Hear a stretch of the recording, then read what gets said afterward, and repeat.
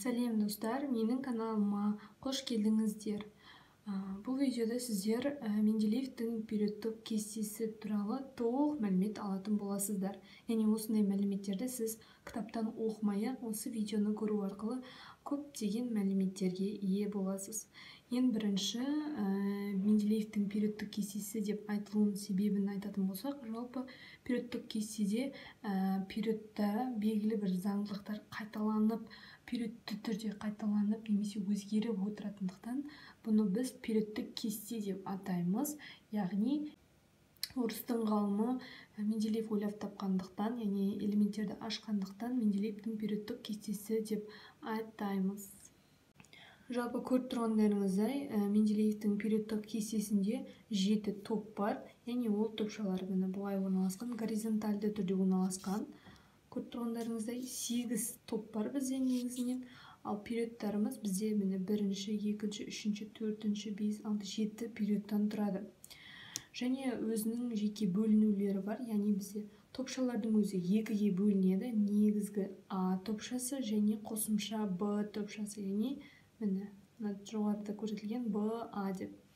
Сонымен қатар бізде периодтар да екіге бөлінеді. Үлкен период бізде 2 периодтан тұрады, және кіші периодтың өзі тек бір периодтан тұрады. Мысалы, бірінші, екінші, үшінші периодтар бізде кіші периодтар болып табылады, ал төртінші, бесінші, алтыншы периодтар бізде үлкен периодтар болып табылады. Өйткені 2 периодтан құралған. Көріп тұрғандарыңыздай.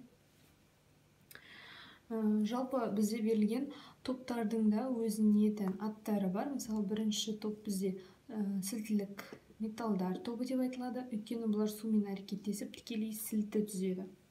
Өте күшті негіздер түзеді. Сондықтан да сілтілік металдар деп айтылады. Яғни оған бізге литий, натрий, калий, рубидий, цезий, франций осы элементтер жатады негізінен.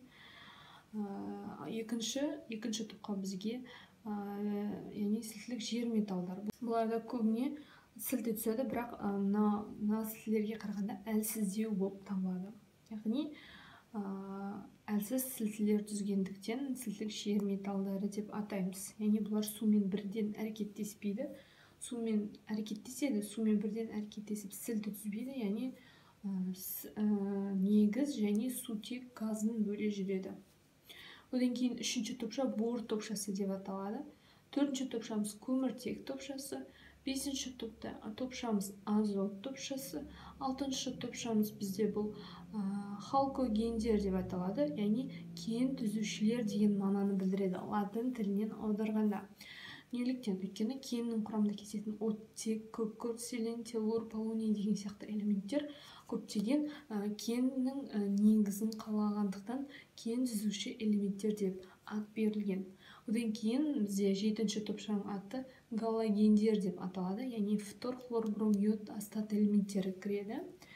Яғни гало деген галогендердің мағынасы латын тілінен аударғанда тұз түзушілер деген мағынаны білдіреді. Яғни бұлар қарапайым жай заттармен, металдармен тікелей әрекеттесе отырып тұз түзетіндіктен тұз түзушілер деп аталып кеткен.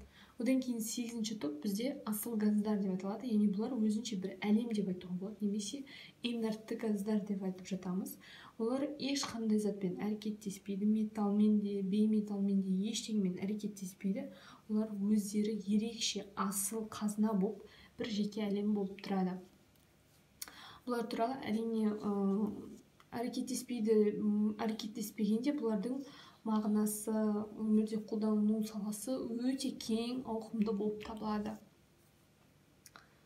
Сонымен қатар бізде мысалы әр ұяшықты қарайтын болсақ, көптеген мәліметтер ала аламыз.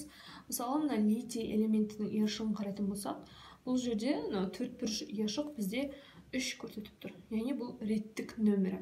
Яғни барлық элементте 4-бұрыш ұяшықтарда сандар, бұлар атомдардың, яғни элементтердің реттік нөмірлерін көрсетіп тұр. Яғни бірінші реттік нөмірде сутек, екіншісінде гелий, үшінші реттік нөмірінде литий, бериллий, бор деген сияқты реттік нөмірлері бұлай артып отыр.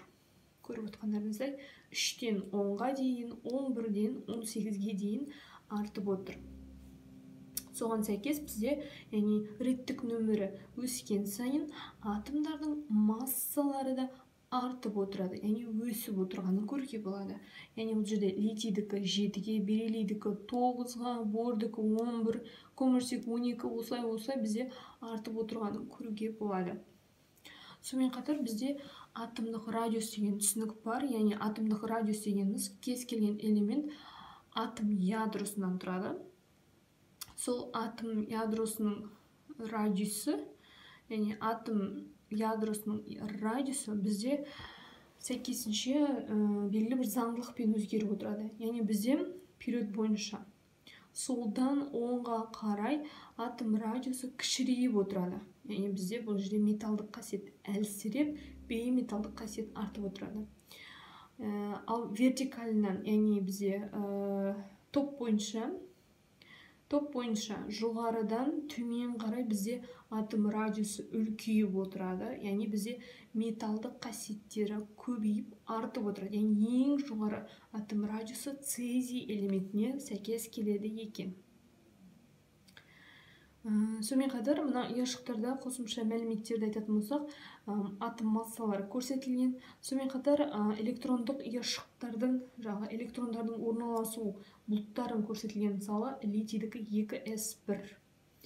Мұндай s1 дегеніміз не дегенді айтатын болсаңыз, яғни бұл жерде s дегеніміз оның электрон бұлттары, яғни әрбір элемент ядроны айналғанда белгілі бір электрон бұлты арқылы электрондар қозғалыс жасайды. Мысалы, литий, бериллий, жалпы кестенің өзін қарасаңыз, түрлі түсті болып көрініп тұр. Яғни бізде қызғылт болып тұрған түстегілер, бұлар S элементтері болып табылады.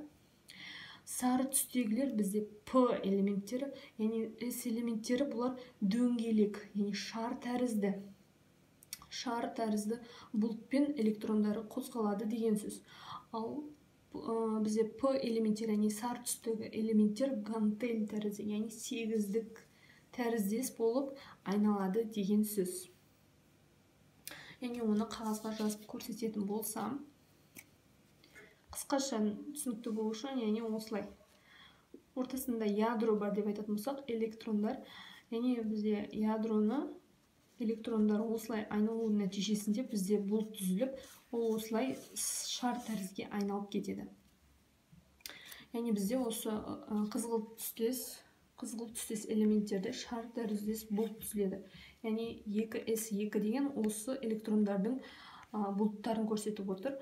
Сонымен қатар, 4-3-тен кейін 2-1 дегенді көріп тұрған боларсыздар. Міне, 2-1. Бұл 2-1 дегеніміз, яғни энергетикалық деңгейлер саны көрсетіп отыр. Яғни энергетикалық деңгейлер саны период нөміріне сәйкес келеді. Бұл, яғни екінші периодта тұрғандықтан, екінші периодта орналасқан элементтердің барлығында 2 энергетикалық деңгей болады деген сөз. Яғни мысалы, литийде 2 энергетикалық деңгей 2-1 болып тұр. Яғни бірмен аяқталып тұр, көргендеріңіздей. Одан кейін P элементтері, яғни сары түсті P элементтері, мұның электрондық бұлттары гантель тәріздеседі ғой. Осылай қозғалады. Мысалы, ортасында ядро болмаса, электрондары осылай қозғалу нәтижесінде бізде сегіздік немесе гантель тәрізді жолмен жүріп өтеді. Одан кейін бізде көк түстегі, әрине көріп отырғандарыңыздай, көк түстегі D элементтері қарап отырсаңыздар, бұлар 10 элементтен тұрады. Одан кейін және де жасыл элементтері бұл F элементтері деп айтылады. Сонымен қатар, мына жерде бізде кестені біз дайын қосымша анықтамалы кітап деп айтуға болады. Яғни бізде барлық мәліметтер осы кестеде көрсетілген. Мысалы, мынау әр топтың астында, мысалы, нені көруге болады? RO2, R2O, RO, R2O3 деген. Яғни бұлар оттекті қосылыстары қалай жазылатындығын көрсетілген белгі. Яғни, мысалы, сіз көріп отқан болсаңыз, мына топтағы барлық элементтердің оттекті қосылыстары осындай формада жазылады. Мысалы, натрийді алатын болсақ, натрийді орнына жазамыз, R-дің орнына, сонда натрий 2O деген бізде оттекті қосылыс түзіледі. Соған сәйкес келесі топта да тура сондай. Мысалы кальцийді алатын болсақ, кальцийді мына орнына қоямыз. Кальций О, яғни кальций О деген оттекті қосылысы. Және оның астында көріп отырғаныңыздай сутекті қосылыстар көрсетілген. Көріп отырғандарыңыздай мынау бірінші, екінші, үшінші топта сутекті қосылыстары жоқ екенін көруге болады. Әрине сәйкесінше барлары көрсетіліп тұр міне. Яғни бізде ең негізгі қосылыстар осы сутекті, оттекті қосылыстары деп айтып жатамыз. Сонымен қатар элементтердің металдық, бейметалдық, егідайлы қасиеттері деп айтып жатамыз. Металдар, яғни элементтер оңнан солға қарай, яғни период бойынша бұлардың металдық қасиеті азайып, бейметалдық қасиеттері көбейеді. Ал вертикальды, яғни топ бойынша жоғарыдан төмен қарай бұлардың металдық қасиеті көбейіп, бейметалдық қасиеттері азаяды. Яғни бізде ең жоғары металдық қасиет цезийде деп айтуға болады. Өте күшті. Бейметалдарға әрине біз фтор, хлорды жатқыза аламыз. Достар, осы видео сізге ұнаған болса, онда осы видеоны астына ұнады деп комментарийға жазуды ұмытпаңыздар, және де менің осы арнама тіркелуді ұмытпаңыздар, достар. Егер осы видеоны өте қызықты деп есептесеңіз, онда өзіңіздің достарыңызбен бөлісуді де ұмытпаңыздар. Келесі видеода кездескенше.